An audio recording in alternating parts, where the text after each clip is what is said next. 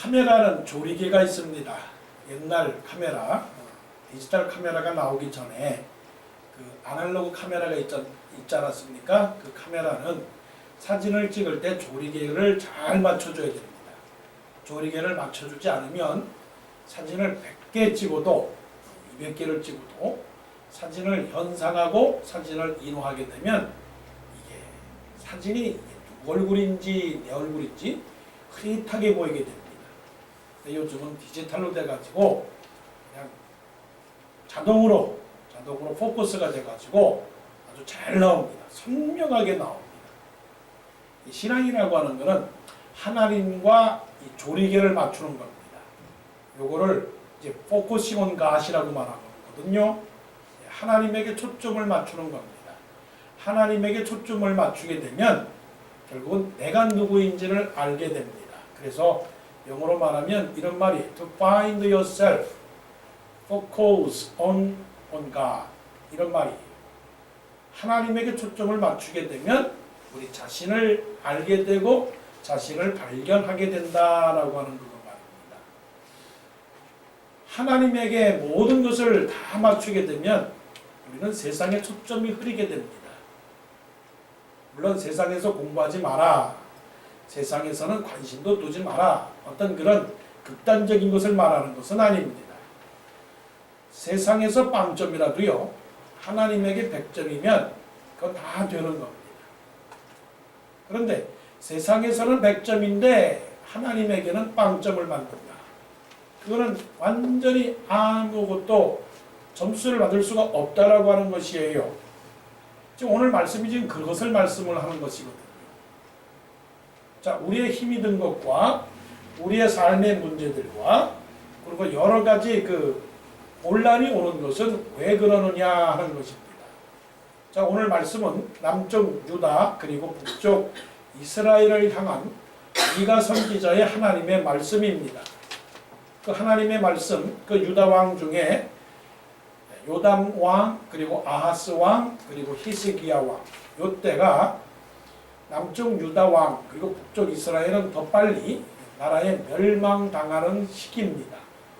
그야말로 나라의 망할 시기가 지금 점점 더 가까이 온 겁니다. 조선시대로 말하면 영조, 정조 이런 시대입니다. 히스기야 왕은 참 좋은 왕이었죠. 그런데 히스기야 왕 그 다음부터는 나라가 정말로 어려워졌습니다.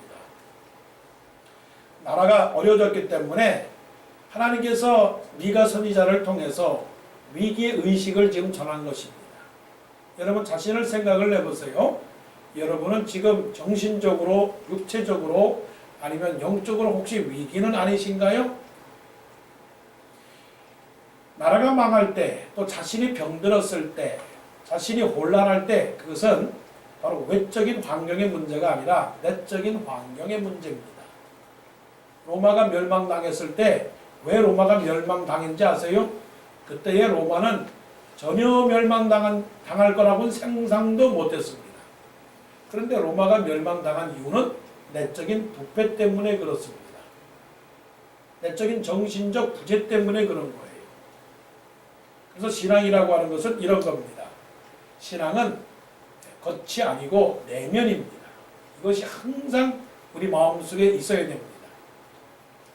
겉으로 볼 때 아주 화려하고 겉으로 볼 때에 정말로 웅장한다 할지라도 내면의 진실, 내면의 사랑, 내면의 의로움, 내면의 진실함 이런 것들을 잃어버리게 되면 모든 것들은 다 아무것도 아니라고 하는 것이죠. 그래서 하나님께서 이스라엘 백성들을 향해서 지금 말씀을 하는 겁니다. 그 말씀이 무엇이냐? 오늘 미가 선지자를 통해서 이런 독백이 나옵니다. 무슨 독백이냐? 내가 무엇을 가지고 여호와께 경배하며 내가 높으신 하나님께 경배를 할 것인가? 내가 번제물을 위하여 1년 된 송아지를 하나님께 드릴까? 하나님께서는 천천의 수양과 만만의 강수 같은 기름을 기뻐하실까? 내 허물을 위하여 내 맏아들을, 내 영혼의 죄를 위하여 내 몸에 열매를 드릴까? 얼마나 좋은 말입니까? 이 말이 무슨 말이에요? 아, 하나님은 높으신 하나님이시니까 하나님은 우리에게 예배를 받으시기를 원하시니까 하나님은 참 겉으로 보이기에 좋은 것을 원하실 거야. 신앙이라고 하는 게 뭘까요? 믿음이라고 하는 게 뭘까요? 믿음이라고 하는 것이 눈으로 보기에 참 옛날에 바벨탑을 쌓는 것처럼 아주 높고 크고 위대한 것을 좋아하실까요? 수많은 청중들과 아주 화려한 궁전 같은 예배당과 그리고 정말로 헤아릴 수 없는 많은 세상의 것들과 비교할 수 없는 굉장한 것들을 가지고 하나님 앞에 나아가면 그것을 좋아하실까요? 물론 좋아하십니다. 결코 거부하진 않아요. 오해하진 마세요. 하나님은 큰 것들, 하나님은 많은 것들, 하나님은 아주 굉장한 것들을 싫어하시는 분은 아닙니다. 왜요? 하나님은 위대하신 하나님, 하나님은 크신 하나님, 하나님은 전능한 하나님, 하나님은 존귀한 하나님이시기 때문에 하나님은 이 온 세상에 많은 것들을 좋아하세요. 예수 믿는 사람이 100명밖에 없다. 예수 믿는 사람은 그렇게 많지 않아도 된다. 그 말씀을 하시는 것은 아닙니다. 할 수 있다면 믿는 사람들이 많아져야 되는 것입니다. 믿습니까? 예. 믿는 사람들이 모인 예배당은 정말로 세상의 체육관이나 세상의 모든 운동 경기장보다도 더 화려하게 할 수 있으면 지어야 돼요. 지금 그것이 문제가 아니에요. 그것이 문제가 아니라고요. 옛날에 솔로몬이 다윗 시대에 솔로몬이 그 성전을 지었는데 솔로몬이 지은 성전은 어떤 성전이었느냐면 금으로 입힌 성전이에요. 그 당시로 말하면 그 이스라엘 나라의 세상에서 가장 멋있는 건물은 예루살렘 성전이었어요. 그러나 반대로 오늘날로 보면 오늘날 성전이 세상의 빌딩보다도 더 멋있는 성전이 있으면 나와보라고 해요. 그렇지가 않아요. 그러니까 오해는 안 했으면 좋겠어요. 아, 하나님은 초라한 것을 좋아하시는구나. 아, 하나님은 가난한 것을 원하시는구나. 하나님은 적은 것을 원하시는구나. 오해하지 않았으면 좋겠어요. 왜 예수님께서 태어나실 때 마구간에서 태어나셨느냐? 아, 우리가 살 때 초가집에서 살아야 되고 우리가 살아가야 되는 집은 그런 다 쓰러져가는 집에서 살아야 하나님이 좋아하시는구나. 그걸 말하는 건 아니에요. 중요한 것은 내면입니다. 예수님께서 마구간에 태어나셨는데 예수님의 삶이 교만한 삶이었다면 그건 허영입니다. 그건 위선이죠.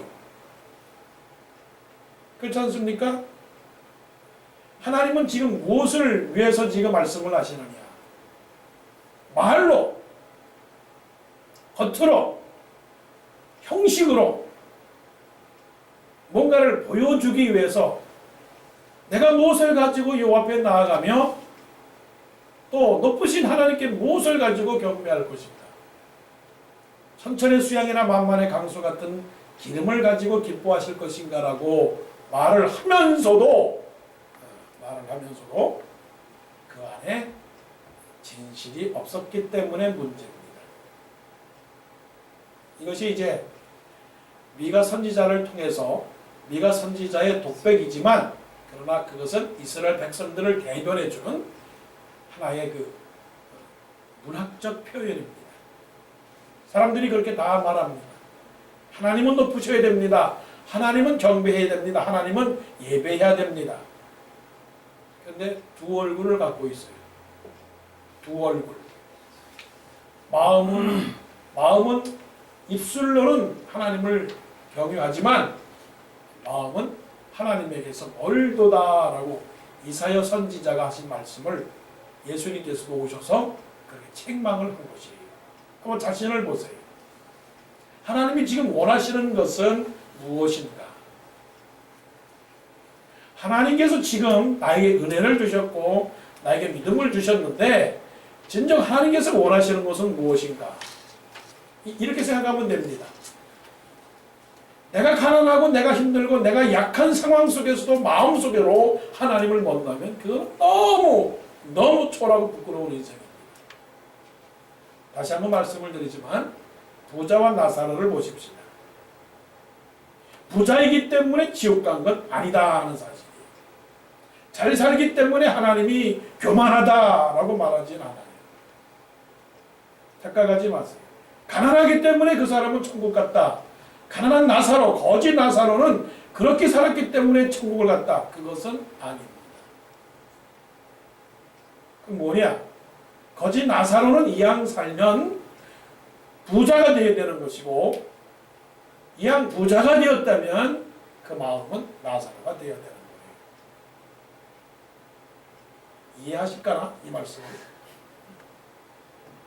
이해하세요? 지금 이 말씀을? 그럼 이왕이면 예수 믿는 사람들은 그렇게 기도해야 됩니다. 하나님, 이왕 복을 주시려면 세계적으로 최고의 복을 주세요. 이왕 하나님 11조 드릴 거면 1등으로 드리게 해주세요. 하나님께서 이스라엘 백성들을 향해 축복했습니다.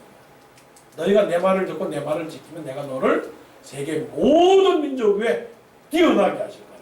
세계 모든 민족 위에 뛰어나게 하실 것이다.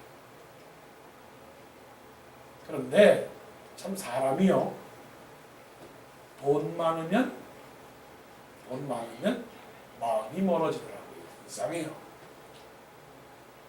그런데 사람이 약하면 하나님을 붙들게 돼요. 이게 일반적인 거예요. 사실 하나님의 마음은 많은 축복을 받아서 공부도 잘하고 세상의 지위와 명예와 권세와 재물의 복을 다 가져서, 그 샘플이 누굽니까? 욥이에요. 그런 사람들처럼 우리가 살기를 바라는데 그렇게 못해요. 그래서 하나님은 우리에게 말씀하시기를 심령이 가난한 자가 복이 있다라고 말씀을 하시는 것입니다. 자, 이런 우리들의 그 진실없음과 말로는 하나님을 경외한다고 말하지만 그 내용이 없는 우리들에게 1절 말씀에 이렇게 말씀을 했어요. 너희는 여호와의 말씀을 들을지어다. 너는 일어나서 산을 향하여 변론하여 작은 산들이 내 목소리를 듣게 하라. 이 말씀은 1절부터 5절까지의 말씀은 무슨 말씀이냐면, 한번 너 자신을 돌아보라는 겁니다. 너 자신을 돌아보라. 내 신앙의 현주소가 어디 있느냐. 그래서 하나님께서 말씀하시는 것은, 하나님이 원하시는, 가장 기뻐하시는 것은 정의를 행하는 것이다. 정의를 행하는 것이다. 정의가 무엇인가? 물론 정의라고 하는 건 여러 가지가 있습니다. 가족의 정의도 있고, 모임의 정의도 있고, 사회의 정의도 있고, 나라의 정의도 있습니다.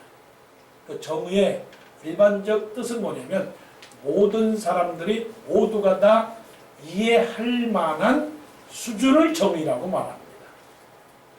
정의.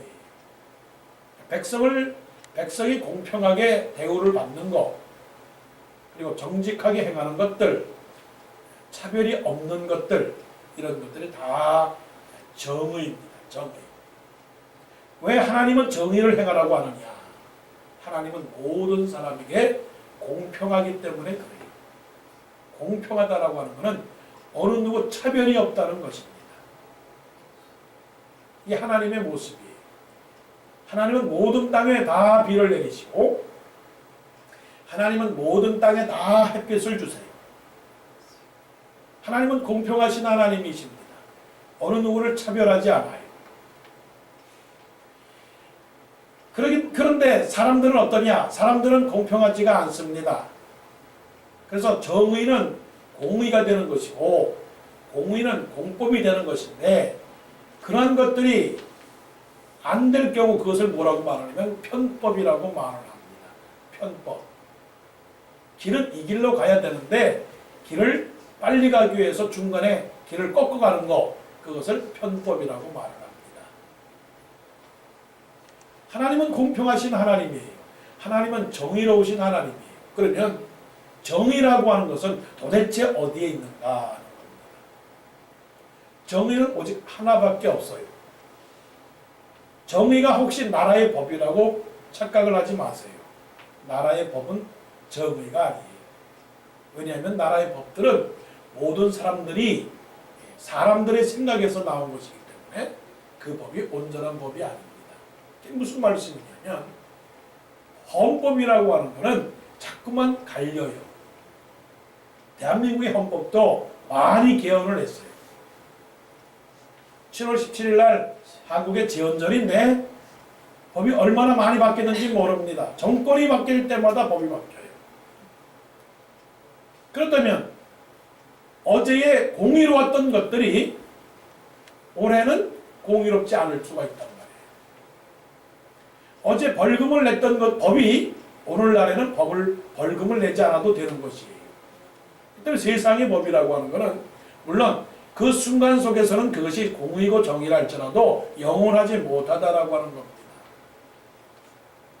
하나님께서 공의를 행하라라고 하는 것은 하나님의 말씀만이 공의라고 하는 것입니다. 여러분 보세요. 이 성경 66권 말씀에 작년에 말씀을 덧붙였고 그 다음에 올해는 말씀을 좀 빼고 말씀을 바꾼 적이 있어요? 말씀을 바꾼 적이 없어요.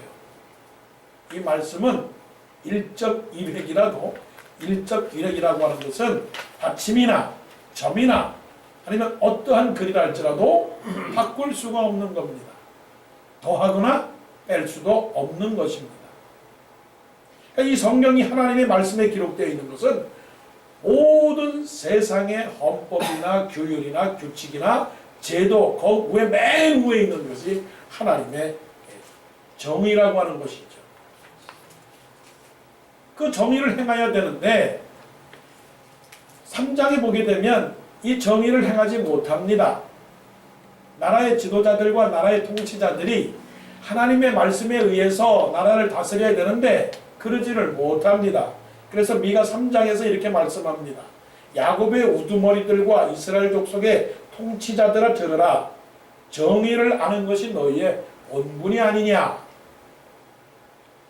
너희가 선을 미워하고 악을 기뻐하여 내 백성의 가죽을 벗기고 그 뼈에서 살을 뜯어 그들의 살을 먹으며 그 가죽을 벗기며 그 뼈를 꺾고 다지기를 냄비와 솥 가운데에 담을 고기처럼 하는도다. 이게 너무 잔인하고 너무 치사하지 않아요?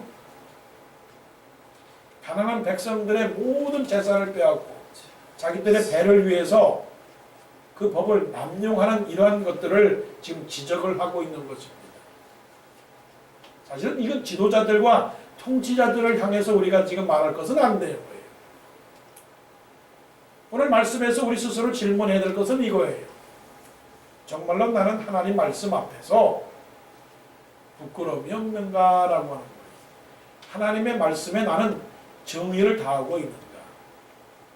그 정의의 기준은 그것입니다. 정의의 기준은 내가 아니고 하나님이십니다. 하나님이 의롭고 예수 그리스도의 말씀이 의로운 것입니다. 그런데 나는 하나님의 말씀에 의거하여 사는 것이 아니라 내 감정과 내 생각과 내 경험과 내 판단에 의해서 모든 것을 생활할 때가 많이 있어요. 교회 안에서의 문제가 어디에서 문제 있느냐면 말씀의 문제는 사실 아닙니다. 말씀을 듣고 해석하는 데 있어서 그것을 자기 주관이 너무 강하기 때문에 그런 것입니다. 그럼 모든 문제는 성경 속에서 들어가 볼 때에 하나님께서 뭐라고 말씀을 하시는가 들어봐야 됩니다. 하나님께서 분명히 말씀하시는 것은 하나예요. 하나. 그런데도 불구하고 나는 여러 가지 말입니다. 그렇기 때문에 의견이 다르고 생각이 다르고 다투게 되어 있는 것입니다. 세상의 정의는 하나님을 아는 것이에요. 세상의 정의는 하나님을 인정하는 것이에요. 하나님을 인정하고 하나님의 영광을 드러내야 되는데 다 자기의 영광과 자기의 자랑을 하기 때문에 그것이 문제라고 하는 것입니다. 정의만 있어 보세요. 아니 재물이 없어서 문제겠습니까? 세상의 환경이 뭐 어려워서 문제겠습니까? 사실 문제는 정의의 문제입니다. 이거를 교회 정의라고 말할 수 있어요. 교회가 왜 비난을 받아요? 교회 정의가 없기 때문에 그래요. 사회가 왜 비난을 받아요? 사회 정의가 없기 때문에 그래요. 나라가 왜 비판을 받아야 됩니까? 정부가 왜 비판을 받아야 돼요? 정의가 없어서 그래요. 자, 구약 성경 인물 중에 다니엘이라고 하는 한 인물이 나옵니다. 다니엘이라고 하는 사람은 이스라엘 나라의 포로로 잡혀간 바벨론의 신하였어요. 한마디로 말하면 우리하고는 이민 생활이 다르지만 다니엘은 바벨론으로 포로로 잡혀간 이민자였습니다. 그러니까 온 바벨론 사람들이 다니엘을 봤을 때에 다니엘이 승승장구 승진하고 지금 국무총리가 된 그 사실에 대해서 120개의 도를 다스리는 최고의 총리가 된 그것에 대해서 얼마나 시기와 질투를 했겠어요. 그러니까 다니엘에게서 문제를 발견하고자 많이 노력을 했어요. 그래서 뒷조사를 했습니다.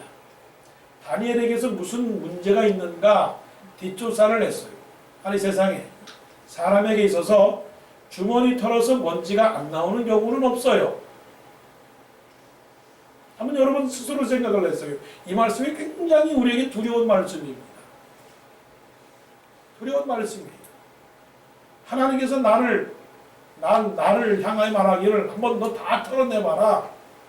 너에게서 먼지가 있느냐 없느냐. 먼지 안 나올 사람이 어디 있겠어요. 다니엘은 아무래도 뒷조사를 해도 다니엘에게서는 잡을 데가 없었다라고 하는 사실이 굉장히 아주 어려운 얘기고 사실 우리에게는 필요한 얘기입니다. 그리고 다니엘이 어떻게 해서 이런 아무래도 흠잡을 데가 없이 그렇게 될 수 있었느냐 하는 거예요. 다니엘은 매일마다 예루살렘을 향해서 동쪽 예루살렘을 향해서 하루에 3번씩 기도한 사람입니다. 하루에 3번씩 기도했어요. 하루에 한 번만 기도한 것이 아니라 하루에 3번씩 기도했습니다. 이 의미가 있어요. 의미가 있다고요. 한 번으로 끝나는 게 아니라 2번으로 시작하고 또 3번으로 하고 4번, 5번, 6번, 7번. 사람이라고 하는 것은 반복에 따라서 정신이 개조가 되고 훈련이 되고 그것이 어떻게 말하면 쇠뇌가 되는 것입니다. 여러분 아이들에게 하나의 어려서부터 운동을 가르치거나 어려서부터 피아노를 가르치거나 어려서부터 뭔가를 교육을 시킨다 보세요. 아이들에게 김일성을 가르치고 김정은을 가르치고 또 아이들에게 하나님을 가르치고 아이들에게 공부를 가르쳐 보세요. 그대로 그래서 3살적 버릇 8까지 간다라고 하는 그런 말이 있는 것입니다. 반복이라고 하는 것은 중요해요. 오늘 우리가 찬송하기 전에도 잘 될 겁니다. 잘 될 겁니다라고 이렇게 인사했잖아요. 나는 안 될 겁니다. 나는 안 될 겁니다. 계속 하루에 10번만 한번 반복해서 해보세요. 나는 안 돼요. 정말로 안 돼요. 그런데 나는 잘 될 겁니다. 잘 될 겁니다. 잘 될 겁니다 하면 그게 되는 거라고. 영적인 것도 마찬가지입니다. 한 번 기도하고 또 2번 기도하고 3번 기도하고 여러분 1년 52주가 되는데 52주 중에서 30번만 예배 드리고 30주는 휴가합시다. 그러면 여러분들의 신앙이 잘할 것 같아요? 잘하지 못해요. 그래서 다니엘은 하루에 3번씩 기도함을 통해서 하나님하고 자신과의 관계 속에서 무엇을 찾았습니까? 말씀을 찾았던 것입니다. 말씀을 찾았기 때문에 그에게 있어서는 하나님의 말씀이 길이 된 것이고 하나님의 말씀이 법이 된 것입니다. 그럼 하나님의 말씀에서의 핵심은 무엇이냐면 거룩함이에요. 이 거룩함을 다니엘은 지켰기 때문에 어떠한 것도 부끄럽지 않은 그런 삶을 살 수 있었던 것입니다. 하나님께서는 우리에게 이제 이 세상에 살면서 우리가 해야 할 일을 가르쳐 주었어요. 그 가르쳐 준 그 모든 일들을 우리가 감당해 나가야 됩니다. 우리를 종으로 불러주셨단 말이에요. 하나님의 말씀을 따라 사는 종으로 불러주셨기 때문에 그 종들로서 하나님의 영광을 가리는 그런 일이 되지 않기를 원합니다. 그 다음에 말씀하기를 인자를 사랑하는 것이라고 그랬어요. 자, 6절 7절에 지금 한 신앙인이 고백을 하는 겁니다. 나는 하나님에게 큰 것을 드리겠다.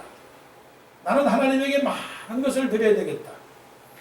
하나님은 많은 것을 받기를 원한다라고 그랬을 때 하나님께서 그 신앙의 사람에게 뭐라고 말하느냐? 사람아, 주께서 내게 선한 것이 무엇임을 내게 보이셨나니 곧 네가 정의를 행하며 그리고 인자를 사랑하며.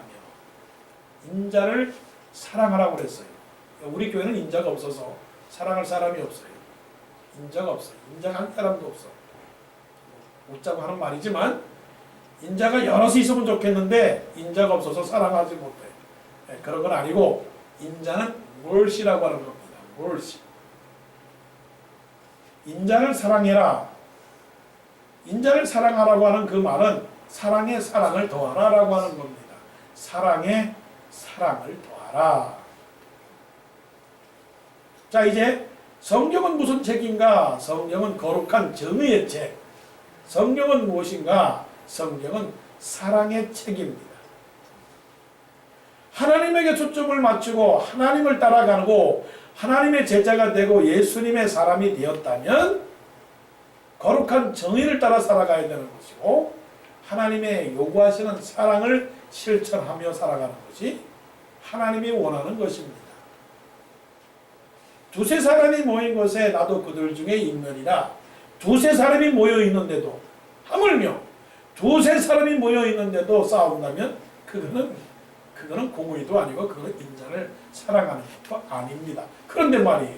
반대로 생각해서 대한민국 7천만의 대한민국 사람들이 서로 사랑한다고 해보세요. 그리고 서로 사랑한다면 북한 통일 안 되겠습니까? 통일이 안 되는 이유가 사실 북한만의 문제입니까? 그건 아니에요. 힘이 없어서 그래요. 무슨 힘이 없어요? 7천만의 사랑의 힘이 없어서 그렇습니다.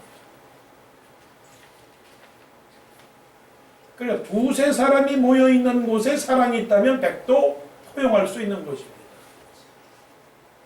근데 두세 사람이 모여있는데도 사랑이 없다면 그건 한번 생각해 볼 문제입니다. 반성해 볼 문제입니다.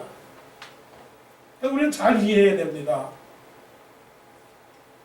그게 무슨 말씀이냐? 많이 모이든 적게 모이든 그거와 관계가 없이 정말로 나는 인자를 사랑하느냐. 인자를 사랑하느냐는 것은 사랑을 먹고 사랑으로 숨쉬고 사랑으로 일하고 사랑으로 운동하고 사랑으로 잠자고 사랑으로 말하고 사랑으로 기도하고 사랑으로 예배한다. 그 말입니다. 그 말이에요. 누가 가장 행복한 사람이겠어요? 사랑을 하고 사랑을 받는 사람이 행복한 겁니다. 우리는 그렇기 때문에 행복한 사람입니다. 왜냐하면 우리는 하나님의 사랑을 받은 사람이기 때문에 그래요. 하나님의 사랑을 얼마나 받았습니까? 자기 아들 주 예수 그리스도 외아들을 이 땅에 보내서 나를 위하여 대신 죽으신 것입니다. 나를 위하여 대신 죽으신 겁니다. 누가 나를 위하여 대신 죽겠습니까? 그런 사람 없어요. 누가 나를 위해서 대신 죽겠어요? 그래서 고린도전서 13장에서는 사랑이 없으면 소리나는 구리와 울리는 꽹과리가 되고 또 내가 예언하는 능이 있어 모든 비밀과 모든 지식을 알고 또 산을 옮길 만한 모든 믿음이 있을지라도 사랑이 없으면 내게 아무 유익이 없느니라. 충격적 말입니다. 신앙이라고 하는 게 뭘까요? 신앙이라고 하는 게 업적을 쌓는 겁니까? 신앙이라고 하는 것이 많은 일을 하는 것입니까? 신앙이 뭔가 탑을 쌓는 거냐고요. 신앙이 세상 사람들처럼 뭔가 업적을 만들고 성취하고 일을 이루어내고 사업을 늘릴 것처럼 이것저것 자꾸만 늘려서 많은 것들을 이루어내는 것이 그것이 신앙이느냐고요. 우리 한번 잘 생각해 보십시다. 신앙은 하나님과 나와의 관계입니다. 나하고 하나님하고의 관계가 철저하게 올바로 있다면 아무것도 두려워하지 않는 겁니다. 그 아무것도 두려워하지 않는다라고 하는 말은 배고파도 두려워하지 않고, 설령 내가 하나님하고의 관계에 있어서 바로 세워져 있다면 죽는 것도 두렵지 않습니다. 어떤 분은 그럴 거예요. 아유, 젊어서 죽는 거 자꾸만 얘기하려고 기분 나쁘네. 죽는 얘기하지 마세요. 살아있는데. 저는 그렇게 생각하지 않아요. 하나님하고의 관계가 제대로 서 있다면 죽는 것도 무서워하지 않습니다. 사도 바울이 그랬으니까. 내가 그의 죽으심과 부활에 참여하임을 알려하여 그렇게 말씀을 했어요. 하나님이 생명이고 하나님이 영광이고 하나님이 부활이십니다. 그렇다면 내가 지금 죽어도 나는 삽니다. 그런 신앙이 있으면 되는 거예요. 그러니까 하나님하고의 관계가 바로 서면 뭐가 나옵니까? 사랑이 나옵니다. 전기 코드에다가 플러그에다가 전기를 꽂으면 전기가 생기는 거예요. 예, 생깁니다.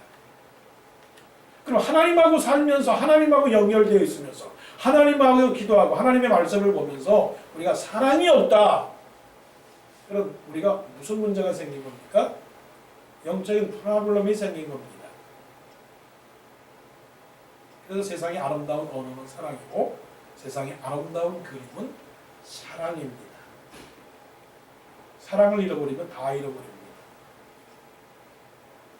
사랑을 많이 듣고 사랑을 많이 배우고 사랑을 많이 말하고 사랑을 많이 행했지만 그럼에도 불구하고 부족한 것은 사랑입니다. 천국은 무엇이냐? 천국은 사랑입니다. 지옥은 미움입니다. 다른 게 없어요. 지옥 가보면 다 싸웁니다. 다 싸워요. 서로 좋아하는 사람이 없어요. 지옥은 좋아하는 사람이 서로가 한 사람도 없어요. 지옥에 예를 들어서 몇백만, 수억의 사람들이 바글바글 모여 있는데 그 바글바글 모여 있는 사람들 모두가 다 좋아하는 사람이 없어요. 다 미워해요.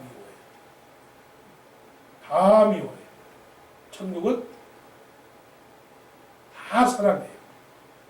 1이 2를 사랑하고 2가 2를 사랑하고 2가 3을 사랑하고 3이 2를 사랑하고, 그래서 사랑의 천국이 바로 천국이라고 하는 것입니다.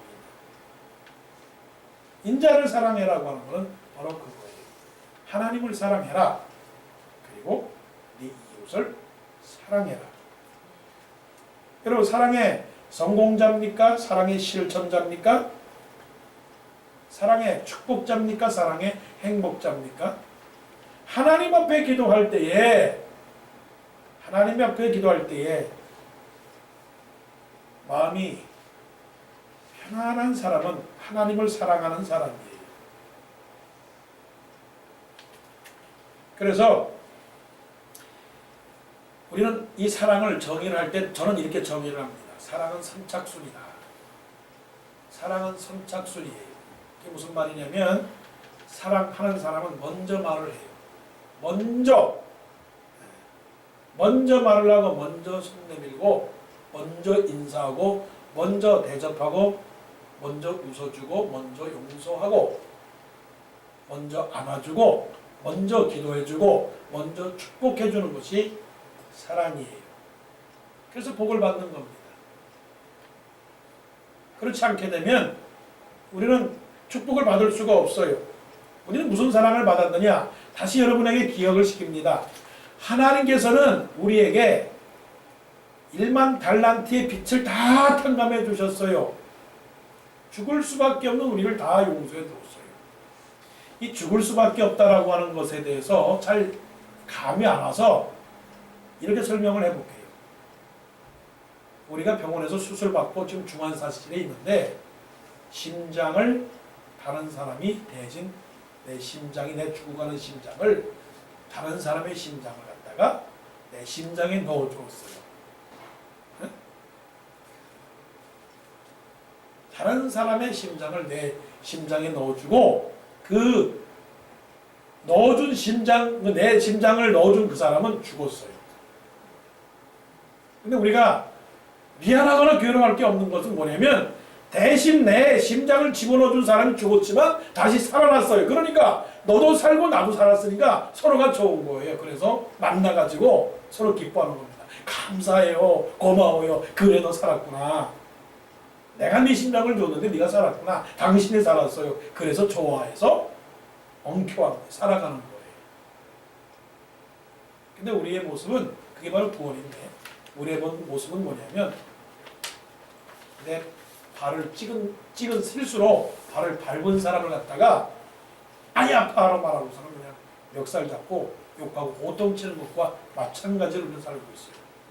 살았는데 죽지 않고 살았는데 심장을 받아가지고 내가 살았는데 어느 누군가 지나가다가 내 발을 밟았다고 이놈하고 살아가는 것이 바로 우리의 모습이에요. 자, 하나님은 우리가 인자를 사랑하기를 원해요. 인자를. 자, 마지막입니다. 겸손히 네 하나님과 겸손하게 네 하나님과 함께 해가는 것이 아니냐라고 하는 겁니다. 이거는 이제 십자가를 말하는 거죠. 하나님의 거룩함과 하나님의 살아가심과 하나님의 십자가. 이것은 충성과 헌신에 관계된 말씀입니다. 하나님은 우리를 구원해 주셨는데 그냥 공짜로 구원해 주신 건 아닙니다. 예수님께서 우리를 위해서 십자가에서 죽으셨습니다. 죽으셨는데 그래 너희들 구원해 주셨으니까 그래 가만히 있으라 하지 않고 예수님께서 십자가를 지신 것처럼 우리도 십자가를 져야 된다. 그렇게 말씀하시는 겁니다. 이 겸손이라고 하는 것은 아무것도 하지 않고 가만히 있는 것을 겸손이라고 말하지 않아요. 세상에 가장 무서운 단어는 겸손이에요. 왜요? 겸손이 가장 큰 무기니까. 누가 가장 높이 올라가는지 아세요? 누가 가장 승리하는지 아세요?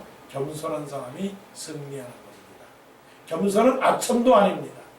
겸손은 아부도 아니고요. 겸손은 자기 이익을 위해서 머리를 숙이거나 자기의 목적을 달성하기 위해서 모든 것을 내려놓는 것도 아닙니다. 이해하실까나? 겸손은 불욕도 아니고 굴종도 아니고 겸손은 유약함도 아닙니다. 겸손은 가장 강력한 파워입니다. 겸손은 죽을 순간에 과감히 죽는 게 겸손이에요. 겸손은 자기가 헌신해야 할 때 헌신하는 게 겸손입니다. 겸손은 하나님께서 나를 부를 때 아멘하고 가는 게 겸손입니다. 겸손은 자기 것을 다 포기하고 하나님께서 요구하시는 것을 요구할 때 그것을 과감하게 하나님께 드리고 바치는 것이 겸손이라고 해요. 그래서 저는 이 겸손을 말하면서 겸손치 않는 것은 알러지 반응이 일어나요. 겸손이라고 하는 것이 성격과 관계 있느냐? 성격과 관계가 없어요. 급하고 소리가 높고 그리고 얌전하고 뭐 이런 성격하고는 전혀 관계가 없어요. 하나님하고의 관계가 있는 겁니다. 예수 믿는 사람은 겸손해야 됩니다. 하나님이 그런 사람을 쓰기를 바라세요. 하나님은 교만한 자를 미워하십니다. 교만한 사람은 뭐냐? 자기 자랑하는 사람, 자기 욕심 부리는 사람, 자기 뜻을 이루려고 하는 사람, 자기 이익을 챙기려고 하는 사람. 얌전한 고양이가 어디 간다고요? 부뚜막에 먼저 올라가요. 얌전한 고양이가 부뚜막에 먼저 올라가는 거예요. 이것이 겸손의 유혹입니다. 착각하지 마세요. 얌전하다고 겸손하다고 인정하지 마세요. 아, 그 사람은 겸손해. 그런 말 사용하지 마세요. 오히려 인상 험하게 쓰고 부락부락하고 뭐 생긴 모습이 그런 걸 어떡하겠어. 그렇지만 정말로 하나님을 사랑하는 사람, 그런 사람이 겸손한 사람입니다. 근데 겸손은 하루아침에 이루어지지 않아요. 죄송한 말인데 여러분이 저를 보시고 아 우리 목사님 겸손해 그렇게 말하시겠어요? 아니죠. 아니죠. 그러니까 한번 여러분 주위에서 한번 보세요. 아 저분은 참 겸손해. 저분은 겸손해. 그런 사람 찾아볼 수 있어요? 어려워요. 그래서 겸손은 죽는 겁니다. 죽어있는 사람은 말이 없고 죽어있는 사람은 그냥 알아서 나를 죽이든지 살리든지 그냥 내어 맡기는 그런 사람이 겸손한 사람입니다. 여러분 양을 보셨어요? 양은 신기해요. 양은 털을 깎아도 가만히 있어요. 양은 자기를 잡아 죽여도 가만히 있어요. 그런 모자라는 양이 있는지. 그래서 성경에 말씀하시기를 그는 양과 같아서 풀 깎는 자 앞에 잠잠한 양같이 그 입을 열지 아니하셨도다. 그렇게 말씀하셨습니다. 하나님이 왜 나를 괴롭게 하실까? 하나님이 왜 나를 힘들게 하실까? 하나님이 왜 나를 자꾸만 귀찮게 하실까? 하나님께서 우리를 훈련하시기 때문에 그렇습니다. 힘들어요? 더욱 겸손하십시다. 하나님이 나를 힘들게 하는 이유는 남들 가진 거 못 가진 거, 남들이 하는 거 못 하는 거, 내가 원하는 거 못 하는 거, 내가 원하는 거 못 가진 거, 그것들이 다 무슨 말이냐? 겸손입니다. 따라해 보십시다. 겸손의 훈련입니다. 겸손의 훈련입니다. 당나귀가요, 우물에 빠졌습니다. 건져야 되는데 건질 수가 없어요. 당나귀가 웁니다. 막 웁니다. 이거 주인이 이거 당나귀를 건져야 되는데 건질 수가 없어요. 당나귀가 주인이 생각했습니다. 에이 포기하자. 에이 다 늙은 당나귀인데 뭐 그걸 건지냐? 포기하자. 건질 수도 없는데. 아 그런데 동네 사람들이 그냥 삽으로다가 흙을 가지고서 우물에다 확 퍼붓습니다. 그러니까 당나귀가 더 소리를 지르는 거예요. 아, 소리를 지르는 거예요. 그렇죠? 흙이 들어오니까. 그런데 자꾸만 흙이 들어오니까 여러분 어떻습니까? 흙이 들어오니까 어때요? 우물이 점점 더 흙 때문에 올라가는 거죠. 그래서 어떻게 됐어요? 당나귀가 우물에서 살아난 거예요. 아 그렇구나. 하나님께서요 우리한테 귀에서 흙을 부어주세요. 아 싫어요. 싫어 그만하세요. 앞이 보이지 않아요. 힘들어요. 그런데 결국은 나중에는 나를 높은 곳 바위에 세우시고 나를 높은 곳에 세우시고 내 입에 찬송을 부르게 하시고 주의 영광을 부를 그런 찬송이 있는 겁니다. 하나님이 기뻐하시는군요. 오해하지 마세요. 하나님이 기뻐하시는 건 돈이 아닙니다. 하나님이 기뻐하시는 것은 건물도 아닙니다. 하나님이 기뻐하시는 것은 수많은 번제물도 아닙니다. 물론 기뻐하세요. 그러나 정의가 없고 그러나 사랑이 없고 그러나 겸손이 없는 것은 받지 않으세요. 사람은 받아요. 사람이 많이 되면 아 믿음이 있구나. 사람이 열심으로 하면 야 저 사람이 헌신된 사람이구나. 사람에게 아주 밥을 많이 사주면 야 저 사람이 사랑이 많구나. 사람들은 인정할 수는 있으나 하나님은 외모를 보시지 아니하시고 하나님은 중심을 보시는 하나님입니다. 하나님이 기뻐하시는 것, 정의와 사랑과 겸손을 지켜나가는 우리 모두가 되기를 간절히 원합니다.